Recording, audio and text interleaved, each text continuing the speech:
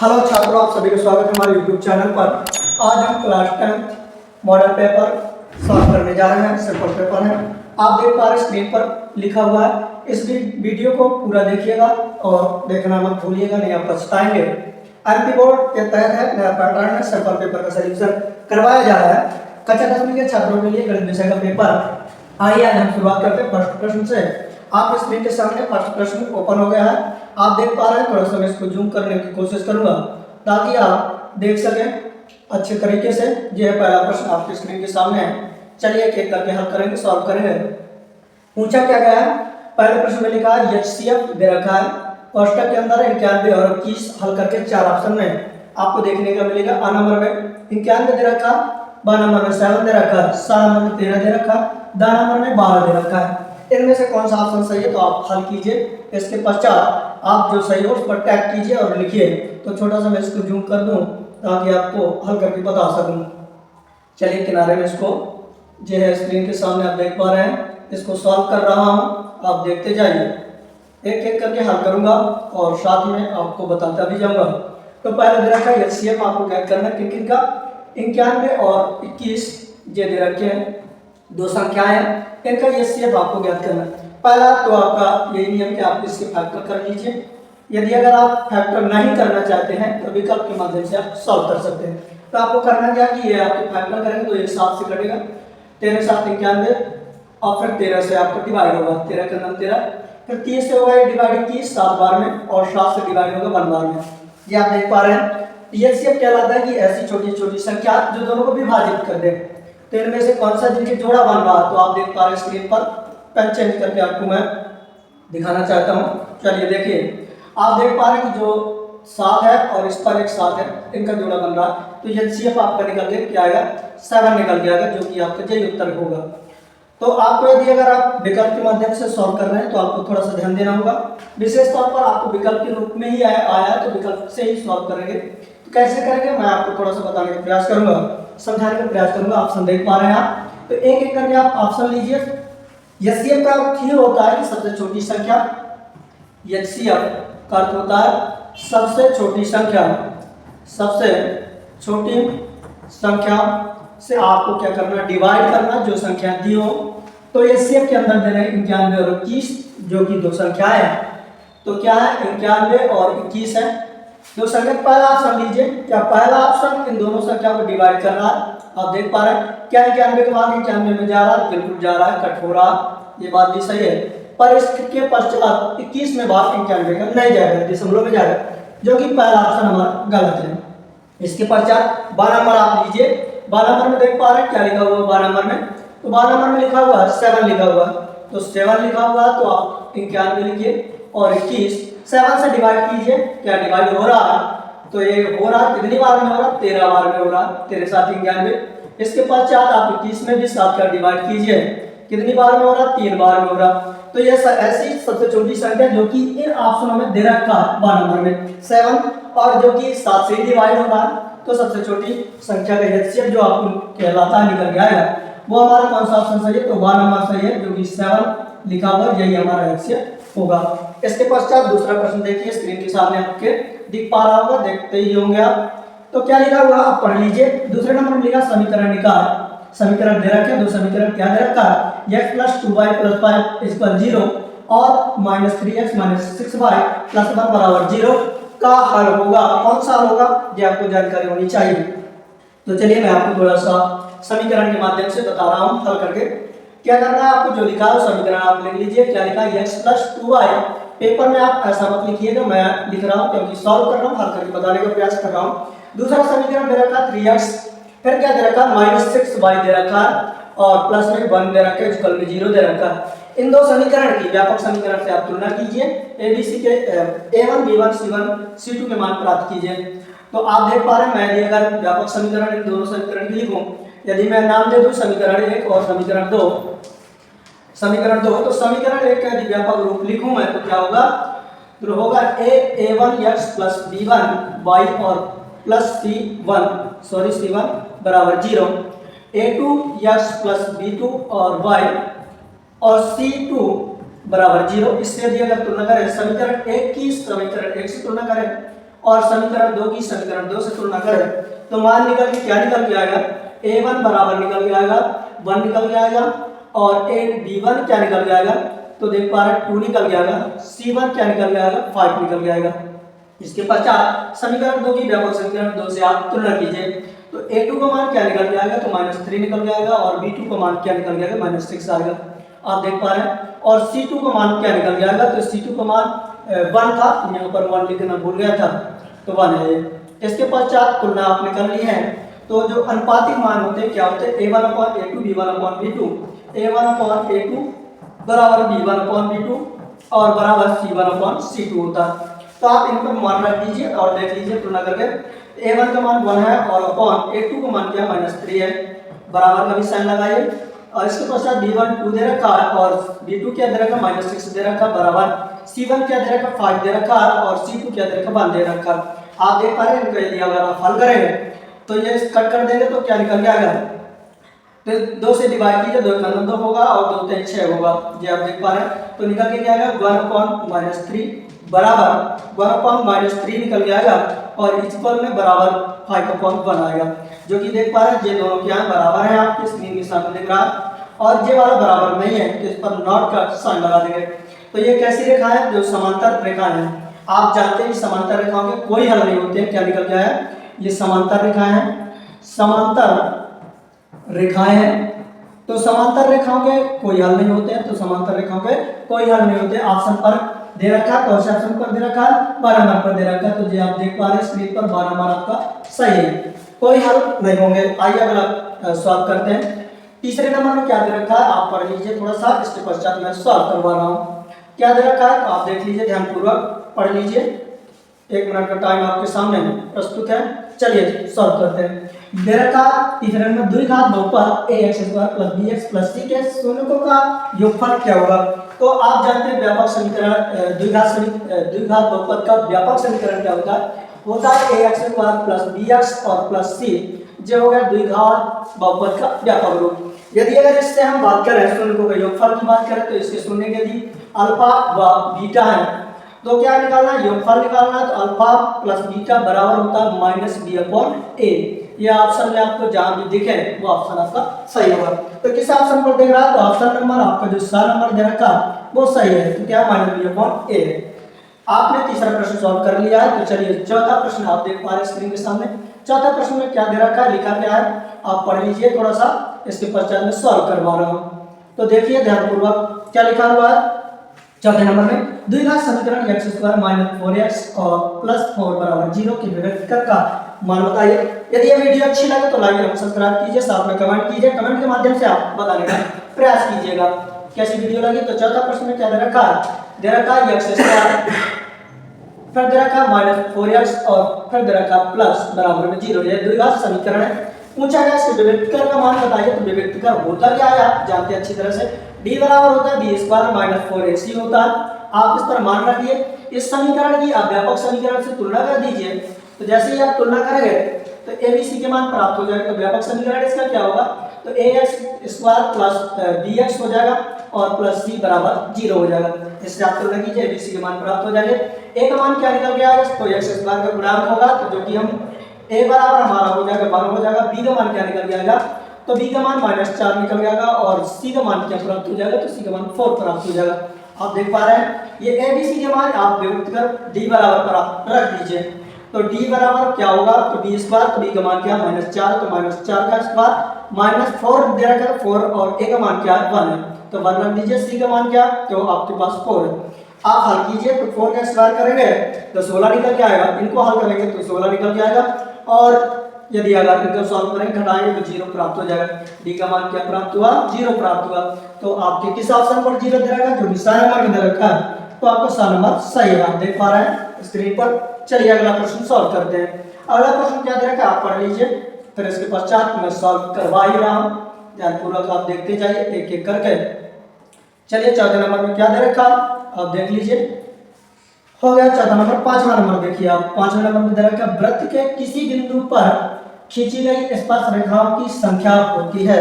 तो चलिए आपके स्क्रीन के सामने मैं छोटा सा वृत्त बनाने का प्रयास करूंगा। चलिए देखिए सर्कल आपके सामने स्क्रीन के देखने को मिल जाएगा। तो चलिए ये आप सर्कल है देख पा रहे हैं, ये सर्कल, इसको थोड़ा सा मैं डार्क कर दूं ताकि आप अच्छे तरीके से आप देख सकें और आपको दिखाई भी दे। थोड़ा सा डार्क हो गया। अब देखिए पूछा क्या गया है, पूछा गया कि वृत्त के किसी बिंदु पर स्पर्श रेखाओं की संख्या। तो मैं आपको वृत्त पर स्पर्श रेखा खींच करके आपको दिखा सकता हूँ। क्या दिखा, कलर से आपको दूसरे कलर से चेंज करके दिखा रहा हूँ। जो देखिए आप थोड़ा सा, अब देखिए मैं स्पर्श रेखा खींच रहा हूँ इस वृत्त पर, जे एक स्पर्श रेखा खींची।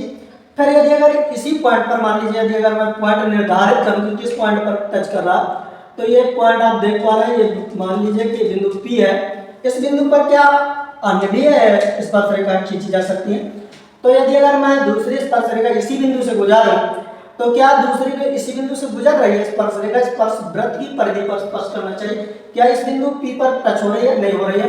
तो यह निकल के आता है कि किसी वृत्त के बाह्य बिंदु पर या परिधि पर जो यदि स्पर्श रेखा हम खींचते हैं तो केवल मात्र एक ही बिंदु पर स्पर्श रेखा खींची जा सकती है, जो कि आ नंबर ऑप्शन में दे रखा है। तो कौन सा सही है, आ नंबर हमारा सही है। चलिए अगला क्या दे रखा है, 6वां प्रश्न में देखिए स्क्रीन के सामने आपको दिखाई दे रहा होगा। तो चलिए सॉल्व कीजिए। क्या दे रखा है, बिंदु 0,5 एवं -0 के बीच की दूरी आपको ज्ञात करना है। तो दो बिंदुओं के बीच की दूरी का सूत्र या फार्मूला आप जानते ही होंगे। तो बिंदु क्या क्या दे रखे हैं, 0,5 दे रखा है, दूसरी तरफ क्या दे रखा है, तो -5 और 0 दे रखा है। इनके बीच की दूरी निकालना, डिस्टेंस निकालना है आपको। तो दूरी का फार्मूला यूज कीजिए आप। क्या होता है, √x2 और -x1 का स्क्वायर प्लस होता है, फिर इसके बाद y2 -y1 का स्क्वायर। इस पर आप मान रख करके हल कर लीजिए। तो यदि अगर हम माने तो ये होगा x1, j होगा y1 और j होगा x2, j होगा y2। इस पर आप मान रख दीजिए तो आसानी से आपको उत्तर प्राप्त हो जाएगा। मान रखिए आप इसके अंदर x2 क्या है, -5 है तो 5 लिख दिया मैंने, x1 क्या है -0 तो 0 रख दीजिए, स्क्वायर लगा दीजिए। इसके पश्चात y2 क्या है तो 0 है और y1 5 दे रखा तो -5 स्क्वायर लगा दीजिए, पावर 2। इसके पश्चात सॉल्व कीजिए, घटाएंगे तो 5 ही आएगा माइनस का। यदि 5 का वर्ग हम निकालें तो 25 होता है, आप जानते हैं अच्छी तरह से। इसके पश्चात यदि इनको घटाएं तो -5 आएगा, 5 का -5 का वर्ग करेंगे तो 25 आएगा। यदि अगर इनको जोड़ दें तो √50 निकल जाएगा। इसके पश्चात आपको करना है 50 से फैक्टर कर लीजिए, फैक्टराइजेशन कर लीजिए तो आपको सॉल्व हो जाएगा। 2 से कट करेंगे तो 25 आएगा, फिर 5 से कट करेंगे तो 5 का 5, 25 5 125 और 5 का 5, ये आपके फैक्टर निकल जाएंगे।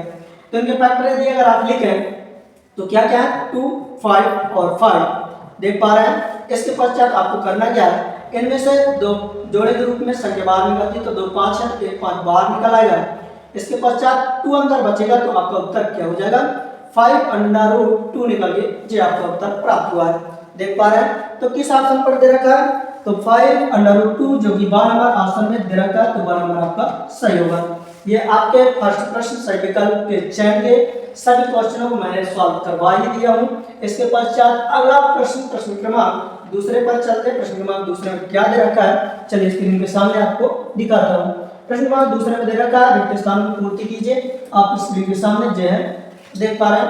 थोड़ा सा इसको जूम आउट करने का प्रयास करूंगा ताकि आप अच्छे तरीके से देख लें। देख पा रहे हैं, जे देखिए जे। चलिए हल करेंगे, सॉल्व करेंगे एक एक करके सभी प्रश्नों को। लिखा है रिक्त स्थान को पूर्ति कीजिए। पहले नंबर में दे रखा है HCF A, B गुणे LCM A, B बराबर डैश खाली स्थान पर आपको भरना है। तो इसको थोड़ा सा जूम आउट कर दूं, किनारे में लगा दूं ताकि आप अच्छी तरह से देख सकें और मैं क्या करूं, इसको सॉल्व कर सकूं, हल कर सकूं। देख पा रहे हैं आप, जो देखिए अब मैं एक एक करके सॉल्व करके आपको बताने का प्रयास करूं। चलिए पहले नंबर को सॉल्व करते हैं। तो दे रखा है, आप देख पा रहे हैं जो HCF लिखा ब्रैकेट के अंदर जो दे रखा है ये चर राशियां दे रखी हैं। तो चर राशियों को LCM और HCF यदि अगर आप निकालते हैं तो थोड़ा सा डिफिकल्ट आपको महसूस होता होगा, फिर भी मैं बताने का अच्छी तरीके से प्रयास करूंगा। तो चलिए सिंपल सा आपको एग्जांपल दे करके समझाने का प्रयास करूंगा। आप अच्छी तरीके से जानते होंगे कि LCM और गुणे HCF और एक सूत्र होता है, पहली संख्या और इसके पश्चात गुणे दूसरी संख्या। आपने पढ़ा ही होगा, फर्स्ट अध्याय में दे रखा है ये सवाल इस पैटर्न के आधार पर।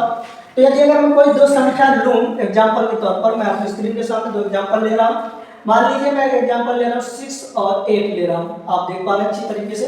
मैंने दो संख्या ले ली, ये फर्स्ट संख्या पहली संख्या और ये सेकंड संख्या, जो कि मैंने माना भी है, एक सूत्र में दिया रहता है। तो इन दो संख्या में यदि अगर मैं एलसीएम निकालूं तो क्या निकल के आता है, और एचसीएफ निकालूं तो क्या निकल के आता है, जी आप निकाल लीजिए।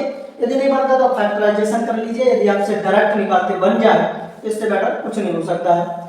आपसे यदि अगर नहीं बन रहा तो फैक्टराइजेशन कर लीजिए। क्या कर लीजिए, 2 से डिवाइड कीजिए, 3 बार में होगा 3 से 3 का 3, इसको 2 से डिवाइड कीजिए 4, और फिर 2 से डिवाइड कीजिए 2 का 2, 2 दूनी 4 होता है, फिर 2 से कीजिए 2 का 2, ये आपके फैक्टराइजेशन हो गए। तो एलसीएम पूछा गया, तो एलसीएम जो कहलाता है कि जिनके जोड़े आप बना सके, तो एक जोड़ा 2 का जे बन रहा है, देख पा रहे हैं आप स्क्रीन के सामने। फिर इसके पश्चात इनमें इस तरफ 3 है पर इस तरफ 3 है, इस तरफ 2 है पर इस तरफ 2 नहीं है, तो क्या निकल के आएगा, तो एक जोड़ा 2 का बन रहा, तो एक जोड़ा हमने 2 का लिख लिया। इनमें से जिनके जोड़े नहीं बनते हैं आपको उनको भी नोट करना है। तो ये जो 2 लिखे हुए हैं, इन 2 के जोड़े नहीं बन रहे हैं तो इनको भी आपको नोट करना, लिखना है। तो 2 गुणे 2, इसके पश्चात ये 3 बचा तो आपको 3 से मल्टीपल कर देना है। यदि अगर आप गुणा करके लिखें तो 2 दूनी 4 और 4 दूनी 8 और 8 के 24 होता है। ये बात समझ में आ रही है। इसके बाद एलसीएम जो क्या करना होता है, तो जिनके जोड़े बने वो एलसीएम में काउंट किए जाते हैं। तो जिनके जोड़े बने 2 का बन रहा, मात्र सिंगल एक ही का बन रहा, तो एलसीएम 2 निकल गया है। इसके पश्चात आप इस फॉर्मेट में रख दीजिए सूत्र में। तो यदि अगर दोनों पक्ष बराबर हो जाए तो समझ लीजिएगा कि हमारा उत्तर सही है। तो चलिए मैं रख रहा हूं स्क्रीन के सामने, आप देखते जाइए। एलसीएम हमारा 24 था, देख पा रहे हैं आप 24 था एलसीएम, तो आप मैंने ये लिख दिया 24, और एलसीएम 2 था।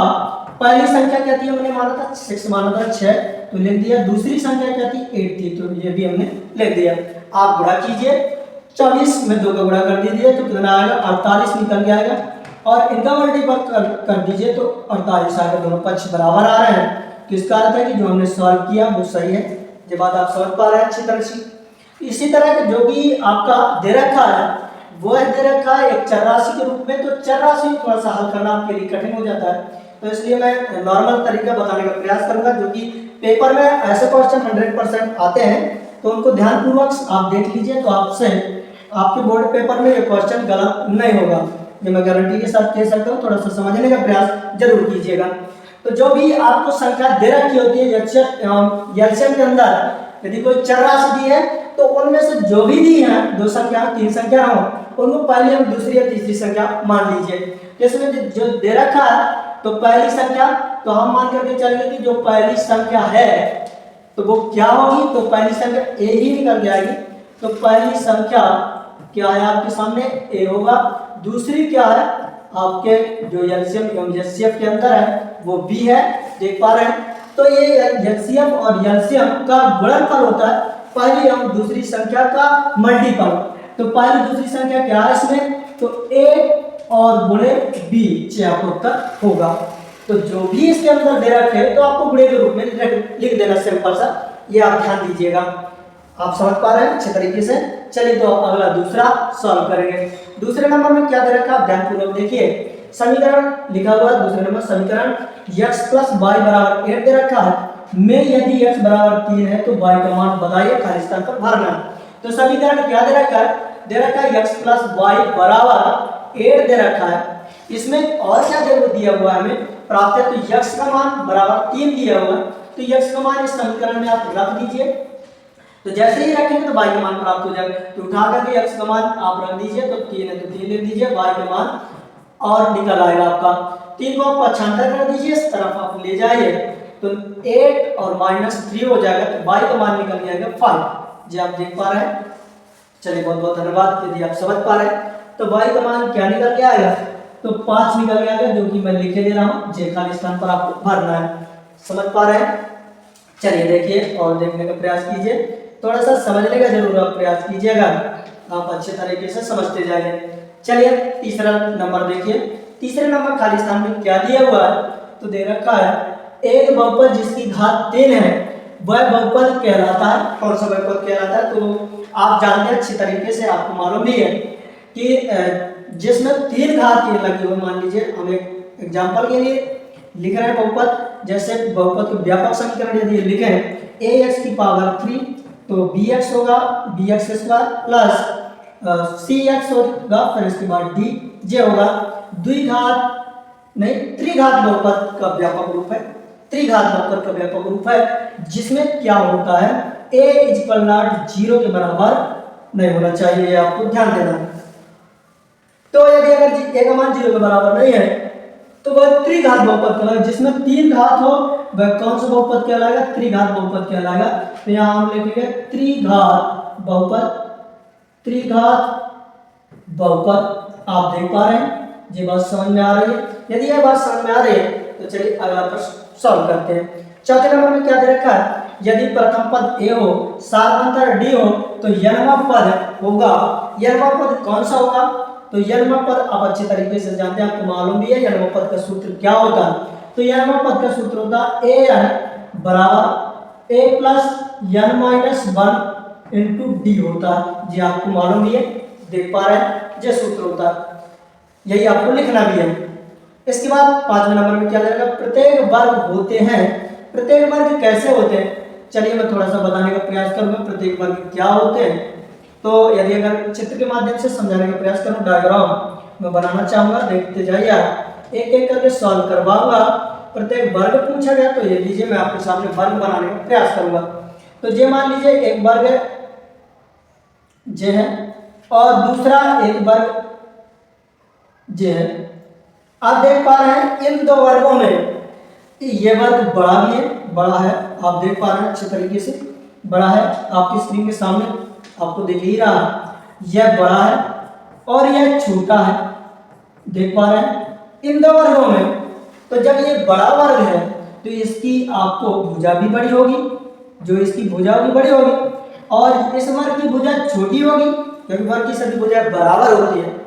तो जब सभी भुजाएं इन दो वर्गों की भुजाएं क्या अलग अलग है तो क्या होगा, वर्ग समरूप होगा, सर्वांग सम नहीं होगा, क्योंकि सर्वांग सम कहलाता है कि इन दो वर्गों में से यदि इस वर्ग को उठा करके इस वर्ग के ऊपर रख दे तो ये दूसरे वर्ग को क्या करेगा, पूर्ण रूप से ढक ले, तो वो कहलाएगा सर्वांग सम। तो यदि अगर ढके ना, प्रत्येक वर्ग कह रहा मतलब अलग अलग प्रकार के जो वर्ग होते हैं क्या वो सर्वांग सम होंगे, नहीं होंगे, क्या होंगे, समरूप होंगे। तो आप लिखेंगे क्या लिखेंगे, समरूप लिखेंगे, समरूप, जे आपको खाली स्थान भरना, क्योंकि समरूप कहलाता है कि जो एक जैसे आकार के दिखे, एक जैसे रूप के दिखे, ये बात आपको समझ में आ रही होगी। चलिए तो अगला प्रश्न सॉल्व करते हैं, हल करते हैं। चलिए अगले नंबर में क्या दे रखा है, छठवें नंबर में, एक रेखा जो वृत्त को दो बिंदुओं पर प्रच्छेद करे वो कहलाता है, क्या कहलाता है। तो चलिए आपके स्क्रीन के सामने एक वर्ग में बनाने का प्रयास करूंगा, वृत्त, सॉरी वर्ग में वृत्त की बात कर रहे हैं, जे आपके स्क्रीन के सामने जे देख पा रहा, जे वृत्त, एक वृत्त, एक रेखा जो वृत्त को दो बिंदुओं पर प्रतिच्छेद करे। तो चलिए एक रेखा मैं आपके सामने बना दूं। तो जे मान लीजिए मैंने एक रेखा गुजार दी, इस वृत्त से होकर गुजर गई, तो इसको थोड़ा डाल कर दूं ताकि आप अच्छे तरीके से आपको देखने में लगे और समझ में भी आए, साफ देखे भी। तो चलिए थोड़ा सा इस रेखा को मैं दूसरे कलर से बना दे रहा हूँ, जो आपके सामने देख पा रहा है। तो यह रेखा है, क्या है, यह एक रेखा और यह वृत्त है, सर्कल जिसे हम बोलते हैं इंग्लिश में, यह वृत्त है। तो इस वृत्त को यह रेखा कितने बिंदुओं पर प्रतिच्छेद करती, दो बिंदुओं पर प्रतिच्छेद करती, जो कि प्रश्न में यही कहा गया कि दो बिंदुओं पर प्रतिच्छेद करती है, तो वो कौन सी रेखा कहलाएगी। तो इसको हम नाम देंगे छेदक रेखा, क्या नाम देंगे, छेदक रेखा, सॉरी क्या है, छेदक रेखा, छेदक रेखा। इसे हम छेदक रेखा क्यों कहते हैं, क्योंकि यह रेखा आर पार होकर के वृत्त को कट कर रही है, वो भी दो बिंदुओं पर, इसलिए इसका नाम छेदक रेखा कहा जाता है। तो चलिए इससे खाली स्थान पर आप भरेंगे क्या, छेदक रेखा आपको लिखना है, तो मैं खाली स्थान पर भरे दे रहा हूं छेदक रेखा, सॉरी मैं यहां पर लिख दे रहा हूं छेदक रेखा। जो आप ध्यान से देख लीजिए किस ऑप्शन पर, छठवें नंबर के ऑप्शन पर देख पा रहे हैं। सातवें नंबर में दे रखा है जो कि ये कट हुआ, पीडीएफ में कट हो गया, तो थोड़ा सा मैं पढ़ करके आपको बताने का प्रयास करूंगा क्या लिखा हुआ है। चलिए ध्यान से देखिए, लिखा त्रिज्या r वाले वृत्त का क्षेत्रफल का सूत्र होगा, क्या होगा? तो त्रिज्या r वाले वृत्त के क्षेत्रफल का सूत्र एरिया जो निकल के आएगा, तो एरिया बराबर क्या होता है? पाई r स्क्वायर होता है। जब आप अच्छी तरीके से जानते हैं। यदि ये वीडियो अच्छी लगे हो तो लाइक एवं सब्सक्राइब साथ में कमेंट करके आप बताने का प्रयास कीजिएगा। मैं आपको अच्छे अच्छे क्वेश्चनों की सीरीज लेकर के आऊँ बड़ी मेहनत से, एक एक पॉइंट, एक एक तथ्य के माध्यम से आपको बताने का और पढ़ाने का अवगत करवाऊंगा, ताकि आप अच्छे नंबर ला सकें बोर्ड पेपर में। चलिए, तो तीसरा प्रश्न है आपके सामने, सही जोड़ी का चयन करना है। आपकी स्क्रीन के सामने देख पा रहे हैं, यह स्क्रीन के सामने। चलिए, प्रश्न तीसरे में लिखा सही जोड़ी एवं का मिलान करना है। पहले ए स्तंभ, दो स्तंभ दिए हुए, ए और दूसरा दे रखा है बी नंबर, ये देख पा रहे हैं अच्छे तरीके से। यदि देख पा रहे हैं तो चलिए सॉल्व करेंगे, हल करेंगे। दे रखा क्या लिखा हुआ पहले नंबर में, थोड़ा सा इसको जूम आउट करूंगा ताकि मैं आपको समझा सकूं। जो देख पा रहे हैं स्क्रीन के सामने है, इधर मैं आपको समझाते जाऊंगा। ये क्या लिखा, सेक कोष्टा 90 माइनस थीटा बराबर क्या होता है? तो ये चतुर्थांश के माध्यम से सूत्र होता है जो कि कॉसेक थीटा होता है। तो जो कि मिलान आपको करना है, किससे मिलान करना है? जो डी नंबर में दे रखा है, बी से डी नंबर में मिलान करना है। ए और बी दो कॉलम दे रखे हैं, स्तंभ दे रखे हैं, इससे मिलान करना है। तो पहले का जो कि डी नंबर से मिलान करना है, से 90 माइनस थीटा बराबर होता है कॉसेक थीटा। अब इसके पास दूसरे नंबर में दे रखा है कॉस थीटा बराबर क्या होता है? तो आप अच्छी तरीके से जानते हैं को जो cos थीटा होता है इसका व्युत्क्रम क्या होता है? तो 1/sec थीटा होता है। जो आप अच्छी तरीके से जानते हैं। तो किस है बी कॉलम के उसमें दे रखा है, तो आप देख पा रहे हैं जो कि सी नंबर में दे रखा है, तो सी नंबर से आपको मिलान कर देना है। जो आप देख पा रहे हैं तो सी नंबर से आप मिलान कर दीजिए। चलिए, सी नंबर से मिलान करना है आपको, देख पा रहे हैं। तीसरा नंबर में रखा sin 0 का मान क्या होता है? तो sin 0 का मान 0 होता है। स्लाइड पर पेन जो थोड़ा सा आपको सफेद पेन से देखना पा रहा हूँ, इसलिए पेन चेंज किया गया है। जो देख पा रहा है बी नंबर से में जो दे रखा है sin 0 का मान 0 होता है, बी नंबर में 0 दे रखा है। cos 0 का मान क्या होता है? 1 होता है, जो कि कहाँ पर दे रखा है? ए नंबर से मिलान करना 1 होता है। आप देख पा रहे हैं जो पांचवें नंबर में दे रखा है √1 + tan स्क्वायर थीटा। तो ये एक सूत्र होता है, फार्मूला होता है त्रिकोणमिति का। आपको इस फॉर्मेट में आपको सॉल्व करके बताने का प्रयास करूंगा। आप अच्छे तरीके से जानते हैं, आपने पढ़ा भी होगा। सेक थीटा बराबर होता है 1 + tan स्क्वायर थीटा होता है। जी आप अच्छे तरीके से जानते हैं। सेक स्क्वायर थीटा बराबर होता है 1 + tan स्क्वायर थीटा। तो यदि अगर आप इधर से स्क्वायर हटा दें तो निकल के क्या आएगा? सेक थीटा बराबर, तो ये स्क्वायर हटाएंगे तो इस तरफ रूट लग जाएगा, 1 + tan स्क्वायर थीटा हो जाएगा, जो कि जे आपके फर्स्ट स्तंभ में दे रखा है। सेकंड स्तंभ में आपको जे मिल जाएगा, सेक थीटा कहां पर दे रखा है? तो जो कि एफ में दे रखा है, तो एफ से आप मिलान कर दीजिए। ये आप अच्छे तरीके से देख पा रहे हैं। चलिए, तो आगे हल करता हूं। कौन सा? 6 नंबर दे रखा है 1 - cos स्क्वायर थीटा दे रखा है, √1 - cos स्क्वायर थीटा। ये कैसे प्राप्त होता है? तो आपने मतलब पढ़ी होगी त्रिकोणमिति की, sin स्क्वायर थीटा और प्लस cos स्क्वायर थीटा बराबर 1 होता है। ये आप अच्छी तरीके से जानते हैं। तो हमें क्या करना है? इस फॉर्मेट में बनाना है। तो आप देख पा रहे हैं 1 के और फिर माइनस cos स्क्वायर थीटा। तो इस cos को आप इस तरफ ले जाएं, आप cos को इस तरफ ले जाएं तो हो जाएगा sin square theta 1 - cos square theta. इसे आप sin स्क्वायर से स्क्वायर हटा दीजिए, उस तरफ रूट लग जाएगा। तो sin थीटा बराबर हो जाएगा √1 - cos स्क्वायर थीटा जो आपका होगा। तो किस स्तंभ के उसमें दिख पा रहा है? एक ही बचा है जो ई नंबर में दे रखा है। ये तो आप लास्ट में जान ही जाएंगे कि किससे मिलान करना है। जब सभी मिल जाएंगे तो एक बचेगा, आप मिलान कर लीजिए। तो आपको यह वीडियो कैसी लगी साथ में शेयर कीजिएगा अपने दोस्तों के साथ। यदि यह वीडियो अच्छी लगी हो तो कमेंट करके बताने का प्रयास कीजिएगा, ताकि मैं अच्छे प्रश्नों को समाहित कर सके। थोड़ा सा अगला प्रश्न है, तीसरा नहीं चौथा प्रश्न, तीसरा हो गया। तो इसके पश्चात चौथा प्रश्न क्या दे रखा है आप स्क्रीन के सामने यह है, आप देख पा रहे हैं। तो स्क्रीन के सामने है चौथे नंबर में दे रखा है प्रत्येक का एक शब्द या एक वाक्य में उत्तर दीजिए। तो तो मैं थोड़ा सा इसको जूम आउट करने का प्रयास करूंगा ताकि मैं आपको अच्छे तरीके से समझा सकूं। थोड़ा सा साइड में इसको करने का प्रयास करूंगा। चलिए अब आपको एक एक करके हल करने का प्रयास करूंगा और साथ में बताते जाऊंगा। पहले नंबर में क्या दे रखा है, यदि a बराबर b इंटू क्यू तो a और b में क्या संबंध है ये आपको बताना है। तो क्या संबंध है, पहले नंबर में दे रखा है, लिखा क्या है, a बराबर b इंटू क्यू दे रखा है, a b में संबंध पूछा गया है। तो जो कि निकल के आ रहा है हमें प्राप्त हो रहा है, तो b क्या है, a का गुणनफल है। क्या है, गुणनफल है। तो आपको उत्तर में यही लिखना है, क्या लिखना है, a का गुणनफल है। क्या है, गुणनफल है। जी आपको पहला नंबर सॉल्व हो गया। चलिए दूसरे नंबर में क्या दे रखा है, दूसरे नंबर में दे रखा है, यदि a, b और c वास्तविक संख्याएं हैं और जहां a = 0 के बराबर नहीं है, तब द्विघात समीकरण किस रूप का होगा। उसका कहने का अर्थ यह है कि जो a बराबर नहीं है 0, इसका अर्थ होता है कि a का मान 0 नहीं होना चाहिए। तो इस फॉर्मेट का द्विघात समीकरण आपको बताना है। तो द्विघात समीकरण का व्यापक रूप की बात करूं, यदि मैं व्यापक रूप की बात करूं द्विघात समीकरण का, तो क्या निकल के आएगा, तो द्विघात समीकरण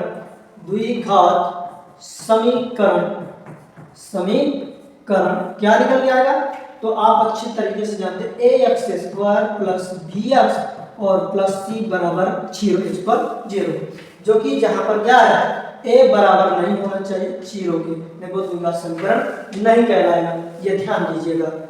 तो दूसरा प्रश्न भी हमने सॉल्व कर लिया। तो जी आप अच्छे तरीके से देखते जाइए, मैं सॉल्व करके एक एक करके बता रहा हूँ, इस तरह आपको लिखना है। व्यापक रूप द्विघात समीकरण जी, ठीक है, जी बात समझ पा रहे हैं। द्विघात समीकरण का व्यापक रूप है, समझ पा रहे हैं। यदि समझ पा रहे हैं तो चलिए अगला प्रश्न सॉल्व करते हैं। इसको मिटाने का प्रयास करूंगा। चलिए देख पा रहे हैं। चलिए तीसरे नंबर में क्या दे रखा है, तीसरे नंबर में दे रखा है, समकोण त्रिभुज प्रमेय का नाम बताइए, लिखना है। तो समकोण त्रिभुज आप जानते हैं, समकोण त्रिभुज j पर जिसमें इन दो संलग्न भुजाओं के मध्य 90 डिग्री का कोण बनता है, वो समकोण त्रिभुज कहलाएगा। तो इसमें आप त्रिकोणमिति में आप अधिकतर देखे होंगे, तो पाइथागोरस प्रमेय का यूज किया जाता है। तो समकोण त्रिभुज प्रमेय का नाम क्या है, पाइथागोरस प्रमेय। क्या है, पाइथागोरस प्रमेय है, ध्यान दीजिएगा क्या नाम है, पाइथागोरस प्रमेय जे है। आपको किस में लिखना है, तीसरे नंबर के प्रश्न में ये लिखना है आपको। ये तीसरा प्रश्न है। चौथा प्रश्न में सॉल्व करवाऊंगा। चौथे नंबर में क्या दे रखा है, मूल बिंदु से बिंदु, कौन से बिंदु दिए, x, y बिंदु की दूरी आपको ज्ञात करना है। तो मूल बिंदु क्या होते हैं, तो मूल बिंदु के निर्देशांक क्या होते हैं, तो 0 0 होते हैं, ये आप अच्छी तरीके से जानते हैं। और बिंदु और दे रखे हैं, तो एक फॉर्मेट का बिंदु दे रखा है, क्या दे रखा है, x और y, इन दो बिंदुओं के बीच की दूरी आपको ज्ञात करना है। समझ पा रहे हैं, इन दो बिंदुओं के बीच की दूरी आपको ज्ञात करना है। तो दूरी निकालने का, दो बिंदुओं के बीच की दूरी का फार्मूला तो आप अच्छे तरीके से जानते हैं, अभी मैंने सॉल्व करवाया ही था जब विकल्प कर रहे थे। तो दो बिंदुओं के बीच की दूरी यदि अगर सूत्र लगा करके निकालें, तो x2 माइनस x1, तो x2 माइनस x1 घटाएंगे तो x आ गया, x का स्क्वायर कर देंगे तो x स्क्वायर ही होगा, और y2 माइनस y1 घटाएंगे, स्क्वायर करेंगे तो y2 ही निकल जाएगा, तो ये होगा। चौथा नंबर भी सॉल्व हो गया, आप देख पा रहे हैं। इसके पश्चात अगला है पांचवें नंबर में क्या दे रखा है, तो चलिए पांचवें नंबर सॉल्व करेंगे, हल करेंगे। देख पा रहे हैं, यदि देख पा रहे हैं तो चलिए पांचवें नंबर में क्या लिखा है, सर्वाधिक बारंबारता वाला वर्ग क्या कहलाता है। तो आप देख पा रहे हैं कि जो डाटा दे रखे होते हैं, आंकड़े दे रखे होते हैं, तो मान लीजिए मैं एग्जांपल के लिए कुछ आंकड़े लिखता हूं, 2 6 7 6 3 और 7 6 और 1 2 6 और 4। तो ये मैंने जो डाटा लिख दिया हूं स्क्रीन के सामने, आप देख पा रहे हैं। इन डाटा में किनकी आवृत्ति सबसे अधिक बार हुई है, वो तो इसमें देख पा रहे हैं कि एक 6 ये है, फिर इसके पश्चात 1 6 ये है, देख पा रहे हैं। तो कितने 6 हैं इसमें, 1 2 3 4, तो सबसे अधिक 4 बार 6 आए हुए हैं। तो ये क्या कहलाएगा, बहुलक कहलाता है। सर्वाधिक बारंबारता वाला वर्ग क्या कहलाएगा, तो बहुलक कहलाएगा। क्या कहलाएगा, बहुलक कहलाएगा। तो उत्तर में हम क्या लिखेंगे, 5वें नंबर के उत्तर में लिखेंगे बहुलक। क्या लिखेंगे, बहुलक लिखेंगे। चलिए 6वें नंबर में क्या दे रखा है, एक असंभव घटना की प्रायिकता क्या होती है। तो 6वें नंबर में लिखेंगे असंभव घटना की प्रायिकता। असंभव घटना की प्रायिकता की प्रायिकता का मान शून्य होता है। क्या होता है, शून्य होता है। ये आप देख पा रहे हैं, समझ पा रहे हैं। चलिए ठीक है, अच्छी बात है। यह असंभव घटना क्या कहलाती है, जैसे हम कहें कल आसमान में बिजली तड़केगी, क्या ये संभव है, असंभव। तड़क भी सकती है, नहीं तड़क सकती। तो दो परिणाम इसमें, तो संभव हो सकता है, असंभव हो सकता, पर इसमें डिसाइड नहीं कर पा रहे संभव या असंभव। हम कहेंगे कि कल उत्तर दिशा से सूर्य उगेगा, क्या ये संभव है, कतई नहीं निकल सकता, ये असंभव है। तो ये घटना असंभव घटना कहलाती है। चलिए 6वें नंबर में क्या, 7वें नंबर में क्या दे रखा है, Pe प्लस Pe के ऊपर बार लगा हुआ का मान क्या होगा, ये बताना है। तो इसमें जो दे रखा है 7वें नंबर में, तो 7वें नंबर में जो दे रखा है Pe, क्या दे रखा है, Pe और फिर लिखा हुआ है Pe के ऊपर बार क्या होता है वो अभी मैं बताऊंगा। तो ये कहलाएगा घटना घटित होने, क्या कहलाएगा, घटना घटित होने। और ये कहलाएगा घटना न घटित होने, घटना न घटित होने। इसका अर्थ है कि घटना घटित होने की प्रायिकता और घटना घटित नहीं होने की प्रायिकता, इन दोनों का मान क्या होता है, तो 1 होता है। ये ध्यान दीजिएगा, अच्छी तरीके से आप देख लीजिए क्या होता है, 1 होता है। तो बाकी सब मिटा दे रहा हूँ। जी 7वें तक के मैंने सभी सॉल्व करवाया हूँ, एक एक करके सॉल्व करवाया हूँ, आपके समझ में भी आया होगा। यदि अगर समझ में आया प्लीज लाइक सब्सक्राइब कमेंट कर दीजिए इसके पश्चात, ताकि मैं अगले प्रश्न सॉल्व करवा सकूं। तो चलिए देखिए आपकी स्क्रीन के सामने अगला प्रश्न क्या है। तो अगला प्रश्न हमारा 5वां होगा, जो कि ये आपकी स्क्रीन के सामने दे रखे हैं। 5वां नंबर प्रश्न है, क्या दे रखा है, थोड़ा सा जूम आउट कर दूं, सत्य पूछा जाए तो कोई दिक्कत नहीं। चलिए सॉल्व करते हैं। पहला नंबर में दे रखा है, लिखा x कोष्टक x - 1 बराबर 0 में x का मान 0 और 1 है, सत्य या असत्य। तो चलिए जूम आउट कर दूं ताकि मैं आपको हल करके समझा सकूं। तो देख पा रहे हैं, चलिए एक एक करके समझाने का प्रयास करूंगा। पहले नंबर में क्या दे रखा है, पहले नंबर में दे रखा है x कोष्टक x - 1 दे रखा है बराबर 0 दे रखा है। यह एक समीकरण है जिसमें पूछा गया x का मान 0 और 1 है। तो आप हल कर लीजिए, x बराबर एक बार 0 रख दीजिए, एक बार आप कोष्टक के अंदर जो लिखा है वो आप रख दीजिए 0 के बराबर। तो x का मान 1 0 प्राप्त हो गया।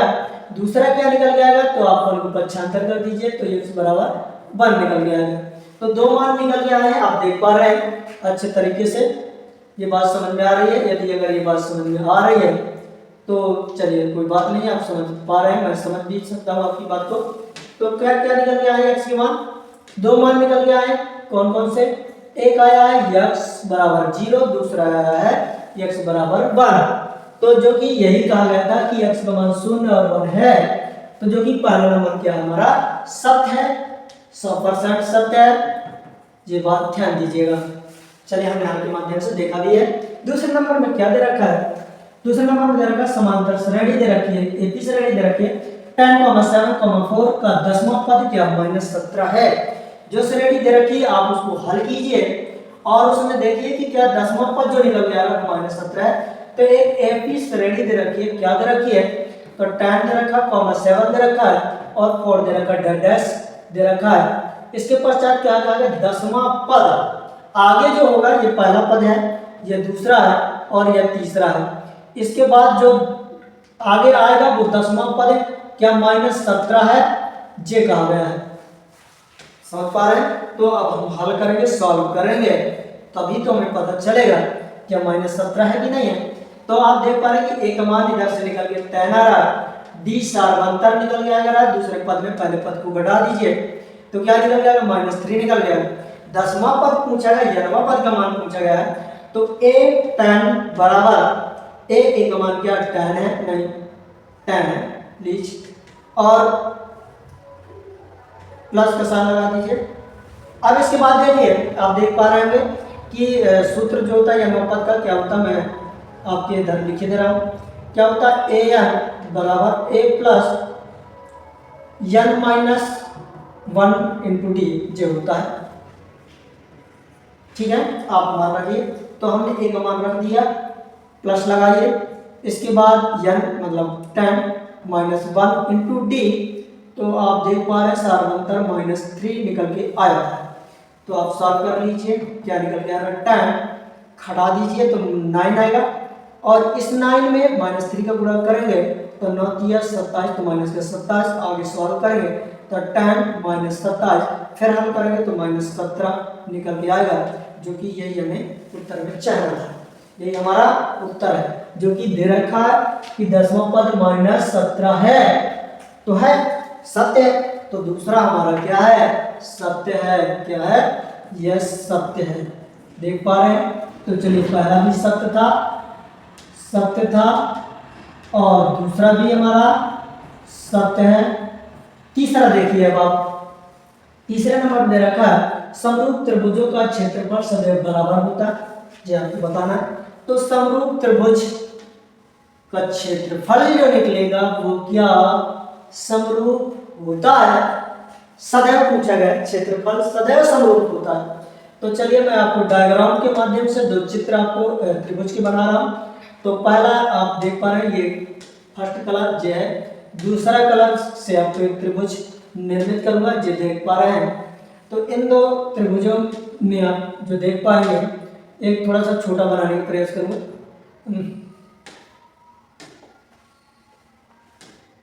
जो क्यों नहीं हो पा रहा है बात, चलिए कोई बात नहीं, मैं थोड़ा सा, चलिए अब देखिए, ये देख पा रहे हैं, ये दो त्रिभुज आपके स्क्रीन के सामने नजर आ रहे हैं। थोड़ा निर्धार कर दूं ताकि आपको अच्छा दिख सके। चलिए देख पा रहे हैं, कौन सा प्रश्न है, तीसरा नंबर प्रश्न है, तो तीसरे नंबर में नोट किए दे रहा हूं। तीसरा नंबर क्वेश्चन है, तीसरा नंबर जो देख पा रहे हैं, कहा गया कि समरूप त्रिभुजों के क्षेत्रफल सदैव क्या बराबर होते हैं। तो मान लीजिए सपोज के लिए, समझाने के लिए मैं उदाहरण एक एग्जांपल के माध्यम से आपको समझाने का प्रयास करूंगा। तो ये आप देख पा रहे हैं कि यह त्रिभुज जो दे रखा यह बड़ा है और यह त्रिभुज क्या है, छोटा है। तो स्वाभाविक है, यदि यह बड़ा है तो इसकी भुजाएं क्या होंगी, इस त्रिभुज से बड़ी होंगी, सभी भुजाएं अलग अलग होंगी। ये त्रिभुज की भुजाएं क्या है, छोटी होंगी इनकी तुलना में। तो यदि अगर यह त्रिभुज बड़ा है तो इसकी भुजाएं क्या होंगी, भुजा क्या होगी, भुजा, तो भुजा जो होगी बड़ी होगी, ये बात समझ पा रहे हैं। यह छोटा है तो भुजाएं भी क्या होंगी, छोटी होगी, ये बात समझ में आ रहा है। तो भुजाएं छोटी होगी, तो यदि अगर इनका एरिया निकाले तो क्या निकल के आएगा, बड़ा निकल के आएगा। यदि इनका एरिया निकाले तो छोटा निकल के आएगा। भाई छोटे त्रिभुज का छोटा क्षेत्रफल निकल के आएगा और बड़े त्रिभुज का बड़ा क्षेत्रफल निकल के आएगा। यदि मैं उदाहरण के लिए दूं कि एक 10 बाई 10 का रूम यदि अगर हम बना रहे हैं तो उसके अंदर का भाग जो होगा वो छोटा होगा। यदि मैं 20 बाई 20 का हॉल बनाऊं तो उसका क्षेत्रफल क्या होगा, बड़ा होगा। तो क्या है कि सदैव त्रिभुज के समरूप होंगे, त्रिभुज नहीं हो सकते क्योंकि उनकी आकृतियां यदि अलग अलग है तो भी क्या होगा, उनकी माप भी अलग अलग आएगी। तो जो कि क्या होगा, ये असत्य है। क्या है, असत्य है। कौन सा, तीसरा नंबर असत्य है। ये बात समझ में आ रही है, मैंने हल करके भी सॉल्व करके भी आपको समझाने का प्रयास किया। चलिए चौथा नंबर आप देखिए, मैंने एक एक पॉइंट के माध्यम से आपको सॉल्व करवाऊंगा, हल करवाऊंगा। चौथे नंबर में देखिए, शंकु का आयतन बराबर पाई आर स्क्वायर एच है। क्या शंकु का आयतन है, तो यह जो दे रखा है, क्या दे रखा है, पाई आर स्क्वायर एच। आप देख पा रहे हैं, यह तो बेलर के आयतन का सूत्र होता है, किसका होता है, बेलन के आयतन का सूत्र होता है वैल्यूम, बेलन के वैल्यूम है आयतन का सूत्र है बेलन। तो यह इसका पूछा गया शंकु का, तो यह शंकु का नहीं है।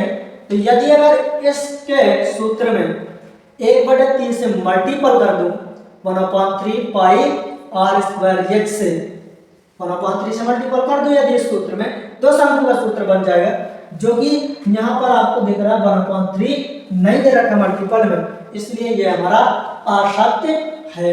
देख पा रहे हैं असत्य है। तो चलिए हम लिख देंगे इस पर, क्या लिखेंगे, असत्य लिख देंगे। क्या लिखेंगे, असत्य भैया। अब आइए 5वें नंबर में देखिए, 5वें नंबर में दे रखा अर्धगोले के आयतन का सूत्र 4/3 पाई r³ होता है। अर्धगोले का आयतन, तो आप देखते होंगे कि गोले के आयतन का सूत्र क्या होता है, गोले का वैल्यूम आयतन का सूत्र क्या होता है, अच्छी तरीके से जानते हैं। 4/3 पाई r³ जे होता है, जे होता है। अब अर्धगोला कहा गया है तो इसका अर्थ है इसका आधा करें, तो 1/2 से यदि डिवाइड करें, वह गुणा करें, सॉरी आधा करना है, तो एक का आधा क्या होगा 1/2, तो इसमें 1/2 से मल्टीपल हम यदि करते हैं तो क्या आ जाएगा, अर्धगोले के आयतन का सूत्र निकल के आ जाएगा। 2 से 2 आप 2 से 4 को डिवाइड कर दीजिए, तो 2/3 पाई r³ निकल जाएगा, जो कि जे हमें दे नहीं रखा है। 4/3 मतलब गोले का आयतन का सूत्र दे रखा है, जो कि पूछा गया था कि अर्धगोले का, तो ये ऑप्शन जो कि हमारा 5वें नंबर में दे रखा है यह असत्य है। देख पा रहे हैं आप स्क्रीन के सामने। चलिए अब अगला 6वां प्रश्न देखिए। 6वें प्रश्न में क्या दे रखा है, तो 6वें प्रश्न में दे रखा है स्क्रीन के सामने, आप अच्छी तरीके से पढ़ लिए होंगे। लिखा गया 3 गुणे माध्यिका बराबर बहुलक प्लस 2 गुणे माध्य।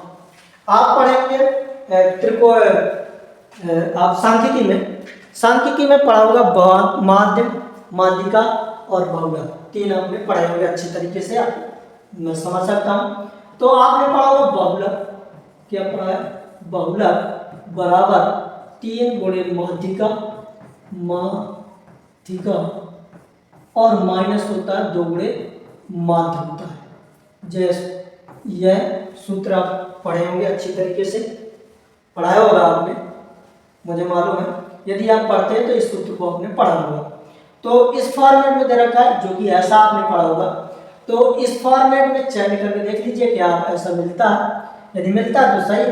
चलिए तो 3 गुणे माध्यिका, तो इसको आप लिखा ही रहने दीजिए इस तरफ, 3 गुणे माध्यिका जो लिखा है उसे लिखा रहने दीजिए, -2 गुणे माध्य को आप पक्षांतर कर दीजिए, बहुलक किस तरफ ले आए, तो ये हो जाएगा बहुलक, और इसको आप उठा करके इस तरफ ले आएंगे बराबर किस तरफ, तो ये पॉजिटिव हो जाएगा, 2 गुणे माध्य हो जाएगा, क्या हो जाएगा, माध्य हो जाएगा, और बराबर में क्या हो जाएगा, 3 गुणे माध्यिका, क्या निकल गया माध्यिका, जे आते पाए।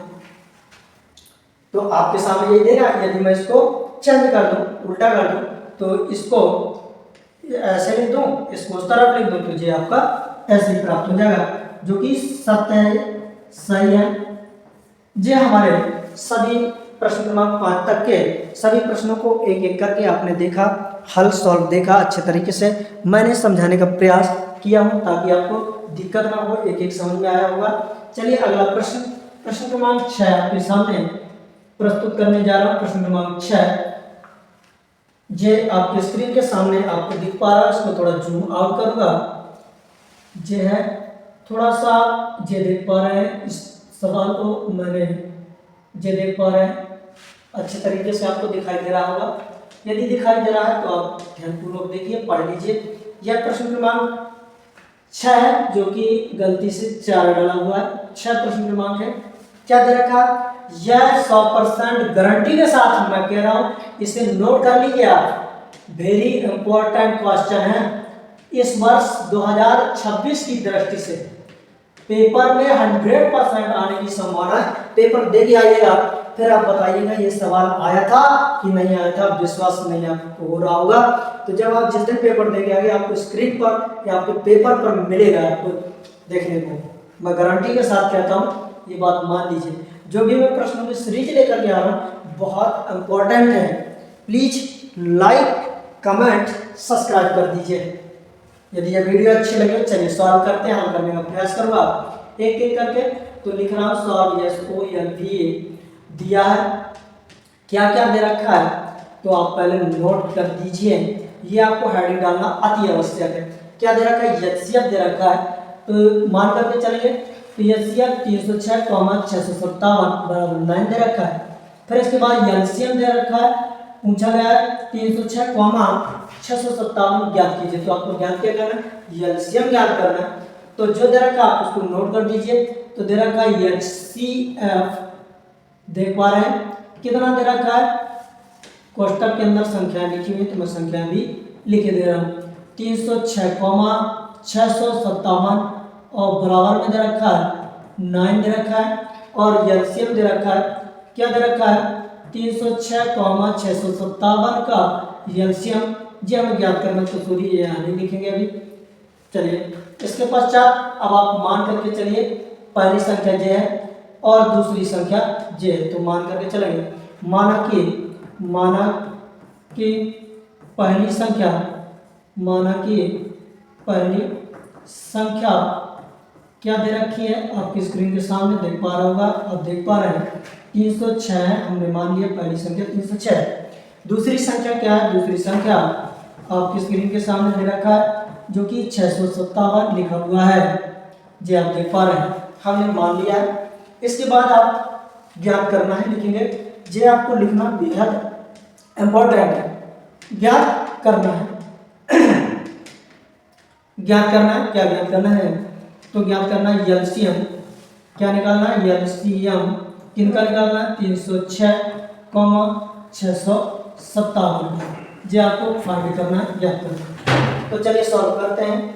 तो आप जानते होंगे अच्छे तरीके से एक सूत्र आपने पढ़ा होगा, क्या पढ़ा है आपको, सूत्र आपने पढ़ा होगा फर्स्ट अध्याय में, LCM गुणे HCF बराबर पहली संख्या और गुणे दूसरी संख्या, ये आपने अच्छी तरीके से फर्स्ट अध्याय में पढ़ा होगा। इस सूत्र पर आप मान रख दीजिए। LCM आपको ज्ञात करना, तो LCM लिखा ही रहने दीजिए, तो LCM मैं लिखा ही रहने दे रहा हूँ। HCF कितना दे रखा, तो ये 9 दे रखा है, तो आप 9 लिख दीजिए, बराबर का साइन लगाइए। पहली संख्या क्या आपने मानी थी 306 माना था, तो आप 306 नोट कर दीजिए, गुणा का साइन लगाइए। दूसरी संख्या क्या मानी थी, तो 657 माना था, 657 लिख दीजिए। अब आप सिंपल सा कट कर दीजिए बराबर दोनों की तरफ, गुणे में सब संख्या तो कट हो जाएगी, तो 9 से कट के दीजिए, 9 से इसको कट के दीजिए, तो 9 के 27 होता है, तो कितनी बार 3 बार 9 3 27, 3 बचा, तो 9 चौको 36, तो 34 आए। तो अब आपका सॉल्व होगा, हल होगा, क्या हल होगा निकल के आएगा, तो LCM बराबर क्या है 34 और 657 है, तो आप मल्टीपल करके आप लिख दीजिए। तो 657 मल्टीपल किसका करेंगे, 34 का करेंगे। आप 34 का पहाड़ा आपसे बनता ना होगा, तो आप एक एक करके आप हल कर लीजिए आप आसानी से। तो जैसे माना कि हम हल करें, 4 5 7 बार पढ़ेंगे, 4 7 28, 8 हासिल कैरी 2, 4 5 20 और 2 22 हासिल 2, 4 6 24 और 24 2 26, और फिर इसके बाद परसेंट गुणा के साथ 3 का मल्टीपल कीजिए, 3 7 21 हासिल 2, फिर इसके बाद 3 5 15 और 2 17 हासिल 1, 3 6 18 और फिर 19 हो जाएगा, जोड़ दीजिए 8 3 7 6 13 और जो जाएगा 22,338 निकल के आएगा, चाहिए आपका LCM कहलाएगा। तो LCM बराबर कितना निकल के आएगा, तो LCM बराबर आपका प्राप्त हुआ, कितना प्राप्त हुआ, तो किनका निकालना था 306 और 657 का कितना निकल के आया 22,338 निकल गया है, ये आपका उत्तर कहलाएगा। वेरी इंपॉर्टेंट क्वेश्चन है, पेपर की दृष्टि से 100% पेपर में आएगा, ये बात आप ध्यान से सुन लीजिए। चलिए अगला प्रश्न आपके स्क्रीन के सामने सॉल्व करेंगे। प्रश्न क्रमांक कौन सा, प्रश्न क्रमांक 7। अगला प्रश्न जो देख पा रहे हैं स्क्रीन के सामने आपके प्रस्तुत है, तो चलिए इसको थोड़ा सा छोटा जूम करने की कोशिश करूंगा, इसको थोड़ा सा स्लाइड को ऊपर करिए दे रहा हूँ ताकि आप देख सकें। चलिए तो हल करते हैं। हल करने का प्रयास करेंगे। पहले आप इस प्रश्न को पढ़ लीजिए क्या लिखा है। प्रश्न क्रमांक 6 के अथवे का प्रश्न है ये, मैं थोड़ा सा नोट किए दे रहा हूँ। यह प्रश्न क्रमांक 6 के अथवे का प्रश्न है। कौन से नंबर का है? अथवा का प्रश्न है। ये ध्यान में देखिए, सुनिए और समझिए। ये 2 नंबर में प्रश्न आता है। यह भी बेहद इंपॉर्टेंट क्वेश्चन है, आप नोट कर लीजिए।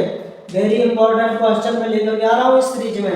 100% पेपर में से क्वेश्चन आएंगे इस बार, ये बात आप मान लीजिए गारंटी के साथ।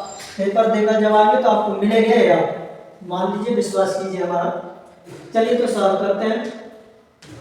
चलिए सॉल्व करेंगे। तो पहले लिखेंगे दिया है, क्या दे रखा है आप नोट कर दीजिए। तो पहले प्रश्न को थोड़ा पढ़ ले, समझाने का प्रयास करो, फिर इसके पश्चात सॉल्व करेंगे। लिखा है जांच कीजिए, इसको थोड़ा सा जी है, अब देख पा रहा हूँ सही प्रश्न आपको। यह लिखा है जांच कीजिए कि क्या किसी प्राकृत संख्या n के लिए संख्या 6 पावर n अंक शून्य पर समाप्त हो सकती है, ये आपको बताना है। आप थोड़ा धैर्यपूर्वक प्रश्न को पढ़िए, समझने का प्रयास कीजिए। छात्र क्या करते हैं, इस प्रश्न को पढ़ते तो हैं, जब 6 की पावर n दिखता है तो उनको बड़ा डर सा महसूस होता है। आपको डरना नहीं है, मैं थोड़ा सा समझाने का प्रयास करूंगा, फिर इसके बाद आप हल कीजिएगा। बेहद सरल क्वेश्चन है। क्या लिखा? 6 की पावर n, जहां पर क्या है, n एक प्राकृत संख्या है। प्राकृत क्या है? संख्या है। और प्राकृत संख्या कहां से शुरू होती है आप जानते हैं, तो 1 से शुरू होती है और कहां तक जाती है? अनंत तक जाती है। समाप्त होती है? नहीं होती है, अनंत तक ही जाती है। तो इनमें से कहा क्या गया, जांच करना है किसी प्राकृत संख्या n का मान जो होगा वो प्राकृत संख्या होगी, तो उसमें 6 की पावर n, जहां पर आपको n का मान रखना है, कोई भी प्राकृत संख्या, जैसे ही n का मान रखेंगे तो रखने पर हल करेंगे तो क्या वो शून्य प्राप्त हो रहा है?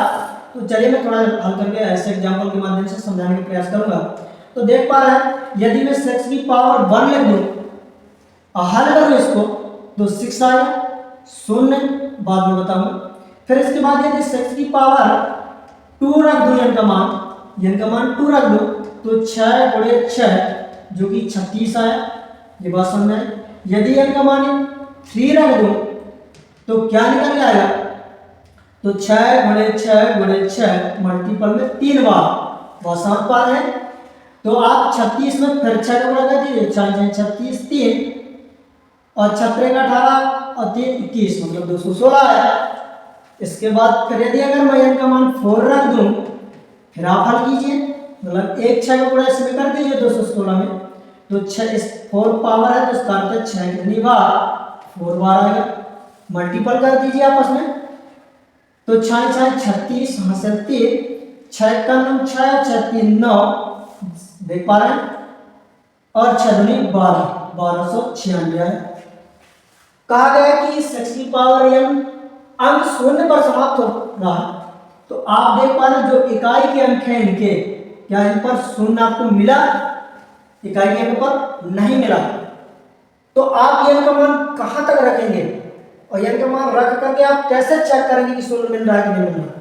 तो मैं आपको सिंपल सा तरीका बताता हूं, ध्यान से सुनिएगा, नहीं पछताएंगे आप, ये ध्यान दीजिएगा।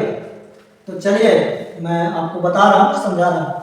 तो यदि अगर कोई संख्या आप ले रहे हैं, जैसे मान लीजिए एग्जांपल के लिए मैं 10 लूं, 20 लूं, 30 लूं, 100 लूं, जिस संख्या में लिया है, देख पा रहे हैं, तो इन संख्याओं को मैंने ले रखा। यदि इनके अभाज्य गुणनखंड निकालूं, क्या निकालना है? अभाज्य गुणनखंड। क्या निकालना है आपको? अभाज्य गुणनखंड। तो 10 के अभाज्य गुणनखंड क्या होंगे? 2 गुणे 5। 20 के क्या होंगे? 2 गुणे 2 गुणे 5। समझ पा रहे हैं? नहीं समझ पा रहे हैं तो चलिए कोई बात नहीं, मैं एक एक करके समझाने का प्रयास करूंगा। 5 दूनी 20, ये बात समझ में आई। फिर 30 के क्या होंगे अभाज्य गुणनखंड? 2 3 गुणे 5, 5 3 15 दूनी 30। 100 के क्या होंगे? 2 गुणे 2 गुणे 5 और गुणे 5, 5 25, 25 दूनी 50 और 50 दूनी 100, जो होंगे अभाज्य गुणनखंड। अब आप देख पा रहे हैं दूसरी तरफ और कुछ संख्या ले रहा हूं, 6 8 और 3 ले ले रहा हूँ। इसके बाद गुणनखंड निकालिए 6 के, तो क्या निकालेंगे 2 गुणे 3। इसके आप निकालिए तो 2 गुणे 2 गुणे 2 और 3 के आप निकालिए तो 3 ही रहे। अब आप देखिए क्या इनको गुणा कर रहे हैं, 6 आ रहा है, क्या इकाई क्रम शून्य है। इनका गुणा कर रहे हैं, क्या इकाई क्रम शून्य है, इसमें क्या इकाई क्रम शून्य है, पर इनमें इकाई क्रम शून्य आपको देख पा रहा होगा जे, इनमें नहीं। क्यों, क्या अंतर है, तो आप गौर कीजिए कि जब भी आपको अभाज्य गुणनखंड में 2 और 5 मिलेंगे तभी आपको शून्य प्राप्त होगा। तो आप देख पा रहे हैं इसमें भी 2 5 है, इसमें भी 2 5 है, और इसमें भी 2 5 है, और इसमें भी 2 5 है। तो इसका अर्थ यह हुआ कि किसी भी संख्या के अभाज्य गुणनखंड में यदि 2 और 5 आते हैं तो वह संख्या शून्य पर समाप्त होगी। ये बात समझ में आई? यदि ये बात समझ में आई तो मैं लिखना चाहूंगा, अब सॉल्व करूं, हल करने का प्रयास करूंगा। तो चलिए हल करते हैं। तो लिखेंगे हम जानते हैं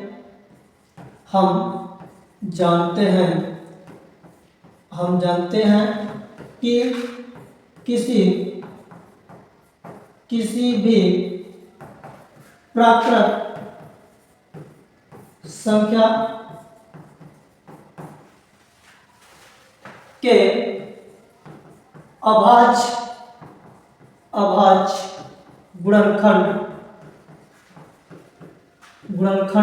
गुणनखंड में 2 और 5 आते हैं तो वह संख्या शून्य पर समाप्त होती है। जी बात समझ में आई? कहां पर समाप्त होती है? शून्य पर समाप्त होती है। यह ध्यान दीजिएगा। कब? जब किसी भी प्राकृत संख्या के अभाज्य गुणनखंड में हमें 2 और 5 प्राप्त होंगे तो वह संख्या शून्य पर समाप्त होगी। अब जो संख्या दे रखी है आप उसको लिखिए। कौन सी दे रखी है? तो 6 की पावर n। तो इसके आप अभाज्य गुणनखंड कीजिए, तो इसके यदि फैक्टर करें तो 2 गुणे 3 की पावर n होगा। क्या इसके अभाज्य गुणनखंड में हमें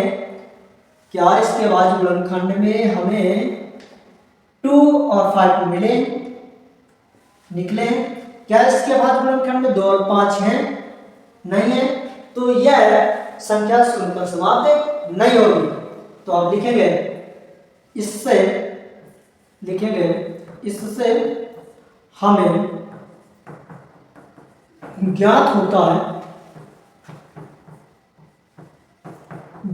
होता है कि 6 की पावर n के अभाज्य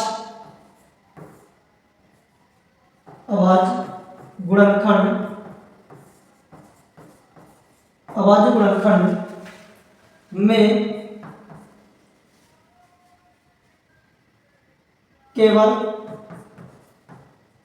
केवल 2 है, 5 नहीं है। इसलिए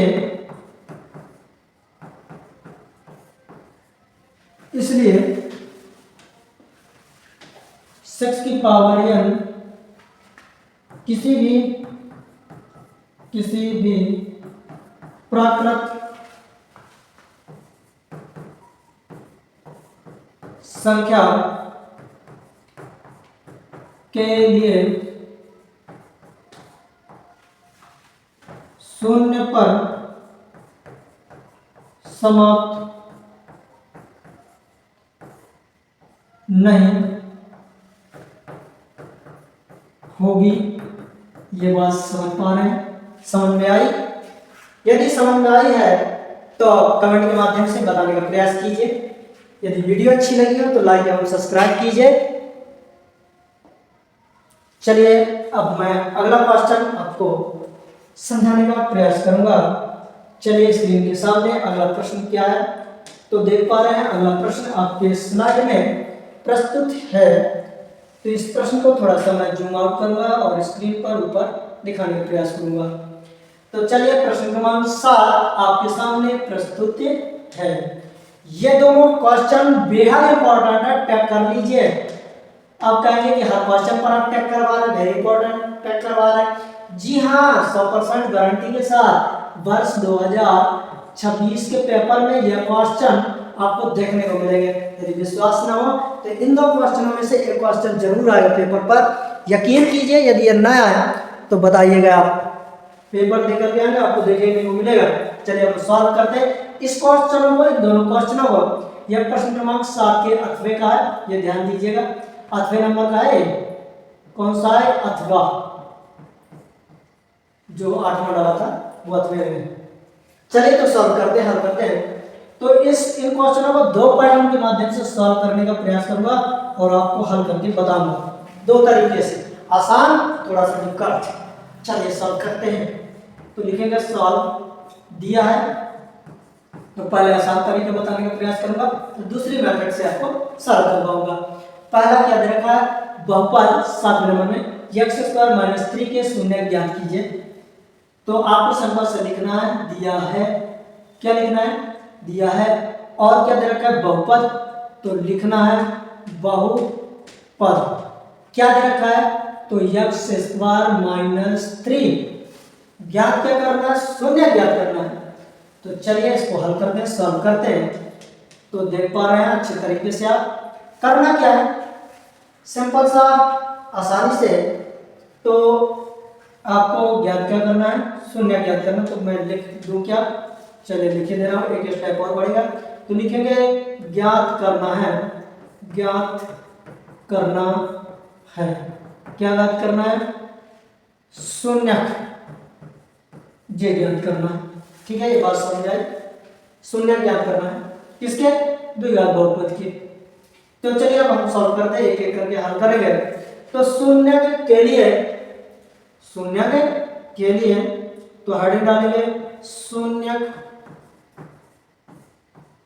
के लिए। अब शून्य के लिए तो भैया इस बहुपद को आप रख दीजिए शून्य के बराबर। तो थोड़ा सा मैं इसको लिखने का प्रयास करूंगा। बहुपद px बराबर जे जो लिखा है वही आप नोट कर दीजिए। 3x⁻² है, 2 कर दीजिए -3 जे। ये बात समझ में? तो शून्य कहा गया, तो बहुपद px बराबर शून्य की आप रख दीजिए। जो ये px का मान है, जो आप उठाकर यहाँ पर रख दीजिए, नोट कर दीजिए। तो क्या है? x² - 3 है बराबर 0। ये बात समझ आए? इसके बाद आपको करना क्या? सिंपल सा, जो आप देख पा रहे हैं -3, इसको उठा करके आपको क्या करना है? उस तरफ आपको ले जाना है। तो ये माइनस का, तो उधर आप ले जाएंगे तो क्या हो जाएगा? पॉजिटिव हो जाएगा, प्लस का 3 हो जाएगा। जैसे ही x से स्क्वायर हटाएंगे तो उस तरफ रूट लग जाएगा और साथ में प्लस और माइनस के साइन लग जाएंगे। तो जो निकल के आपका प्राप्त हुआ है, तो इसके दो शून्य, x के मान 2 क्या हुए? तो एक हो जाएगा x बराबर √3, दूसरा होगा या x बराबर -√3। तो कितने शून्य निकल के आए? 2 निकल के आए। तो द्विघात बहुपद के 2 ही शून्य हो गए। तो लिखेंगे अतः बहुपद कौन सा बहुपद? x² - 3 के शून्य क्या है? शून्य कौन कौन से हैं? शून्य √3 -√3 है। इस तरह आपको हल करना है, ये बात ध्यान दीजिएगा। चलिए प्रश्न क्रमांक 7 के अथवा में क्या दे रखा है? तो लिखूंगा प्रश्न 7 के अथवा में, इसी प्रश्न क्रमांक 7 के दूसरे पैटर्न से सवाल को हल करवा रहा हूं, दूसरे विधि से। तो लिखेंगे दिया है, क्या दे रखा है? आप अच्छे तरीके से देख लीजिए। द्विघात बहुपद, तो लिख दूंगा द्विघात बहुपद। क्या दे रखा है? तो मान करके चलिए बहुपद px बराबर x² - 3 दे रखा है। देख पा रहे हैं? हमें शून्य ज्ञात करना है, तो हम क्या करेंगे? इस बहुपद के आपको क्या करना है, आपको सिंपल सा द्विघात बहुपद है तो इसके शून्य प्राप्त करने के लिए आपको सिंपल सा सर्वसंख्या आपने पढ़ी होगी, आप जानते हैं अच्छे तरीके से। तो मैं सॉल्व कर रहा हूँ। एक्स स्क्वायर माइनस 3 जे लिखा हुआ है। इसके पश्चात आपको इसमें सर्वसंख्या यूज करनी है। कौन सी सर्वसंख्या? सर्वसंख्या आपकी हो गई ए स्क्वायर और माइनस बी स्क्वायर बराबर होगा ए प्लस बी कोष्टक ए माइनस बी। जे आपको सर्वसंख्या का यूज करना है। इस सर्वसंख्या का यूज कीजिए तो आपके निकल के क्या आएगा, तो एक आएगा निकल के x प्लस 3, दूसरा निकल के आएगा क्या निकल के आएगा, सॉरी इसको पहले स्क्वायर के रूप में तो बना लीजिए, फॉर्मेट में चेंज कर लीजिए। थोड़ा सा इसको मैं ऊपर करने का प्रयास करूंगा।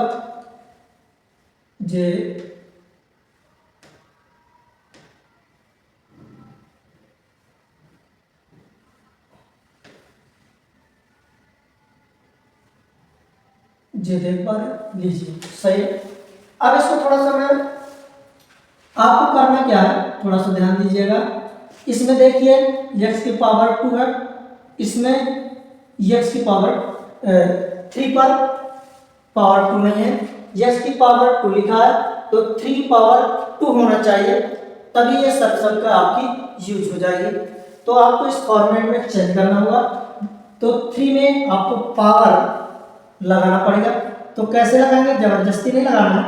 तो देखिए आप जानते हैं अच्छे तरीके से एक्स स्क्वायर में लगा हुआ 3 में लगाना है। तो आप देख पा रहे हैं ये 3 लिखा हुआ है। यदि इस 3 को मैं इस तरह लिख दूं √3 गुणे √3, इस 3 को दो बार में चेंज इस रूप में लिख दूं, इनका गुणा करूंगा तो 3 ही आएगा जो कि पहले 3 था। ये बात समझ में आई। तो जब मैं इसको ऐसा लिख सकता हूं और इसको ऐसा भी हम लिख सकते हैं, तो इस 3 को मैं √3 दो बार लिख सकता हूं। और जब ये दो बार लिख जाएगा तो मैं क्या कर सकता हूं, इसको √3 की पावर 2 लिख सकता हूं। ये बात समझ में आई। यदि ये बात समझ में आई है तो आप लिख दीजिए √3 की पावर 2 लीजिए। अब ये फॉर्मेट में चेंज हो गया, ठीक है। अब आप आसानी से हल कर लीजिए। ये बात आपको समझ में आई तो अब हल कर सकते हैं आप ये सर्वसंख्या यूज हो जाएगी। इस पर आप देखिएगा पा रहे हैं यह a का मान है, यह a का मान है और यह b का मान है। तो इस फॉर्मेट में इस फॉर्मेट का है और इस फॉर्मेट में आप इस फॉर्मेट में a b की मान आप रख दीजिए। तो क्या निकल जाएंगे, तो निकल जाएगा x प्लस √3 और एक निकल जाएगा x माइनस √3। ये क्या निकल गया है, इस बहुपद के गुणनखंड निकल गया है। इसके पश्चात आपको करना क्या है, शून्य निकालना। तो हेडिंग डालेंगे शून्य के लिए। तो जब भी आप शून्य के लिए या शून्य निकाल रहे हैं तो इन गुणनखंडों को शून्य के बराबर आप लिख दीजिए। तो करना क्या है आपको, सिंपल सा तो लिखेंगे x प्लस √3 कोष्टक x माइनस √3 बराबर 0 के रख देना, क्योंकि शून्य हम निकाल रहे हैं। फिर आपको करना क्या है, सभी को शून्य के बराबर लेकर के चलेंगे। तो x प्लस √3 बराबर 0 यह लिख करके आपको x माइनस √3 और बराबर 0 अब हल कर दीजिए।